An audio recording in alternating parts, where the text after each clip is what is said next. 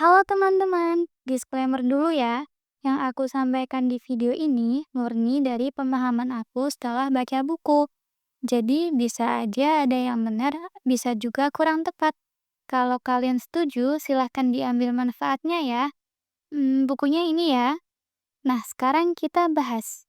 Masalah itu sebenarnya apa sih artinya buat kita? Banyak orang yang anggap masalah itu hal negatif, bikin pusing, bikin stres. Padahal kalau dipikir-pikir, masalah itu sebenarnya bisa jadi cara kita buat upgrade diri, buat berubah, bahkan buat nambah perspektif hidup. Setiap masalah tuh bernilai jutaan loh. Semakin banyak kamu punya masalah, sebenarnya semakin kaya diri kamu. Loh, kok bisa? Karena dari setiap masalah, kamu belajar sesuatu yang gak semua orang punya. Dengan pernah ngalamin masalah, kamu otomatis dituntut buat nggak jatuh ke lubang yang sama. Jadi harusnya kita belajar buat ambil tindakan biar nggak terjerumus lagi. Itu namanya jadi lebih resisten alias lebih kuat.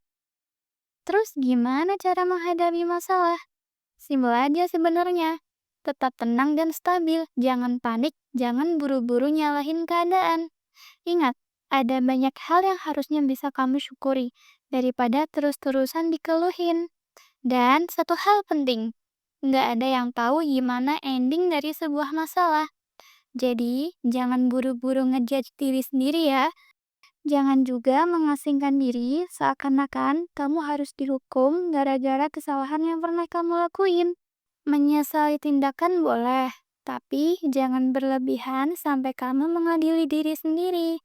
Percaya deh, entah kamu sadar atau enggak, keberadaanmu itu dibutuhkan. Kehadiranmu itu diperhitungkan untuk sesuatu yang lebih baik. Jadi, jangan pernah merasa hidupmu cuma bikin repot atau enggak ada gunanya ya.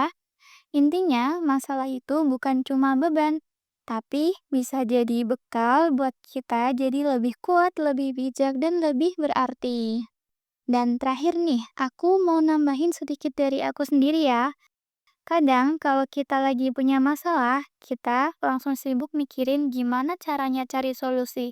Padahal di Al-Quran nggak disuruh langsung nyari jalan keluar dulu. Tapi Allah bilang, ingatlah, hanya dengan mengingat Allah hati menjadi tenang. Artinya apa? Solusi pertama itu bukan mikirin langkah apa yang harus kita ambil, tapi nenangin hati dulu.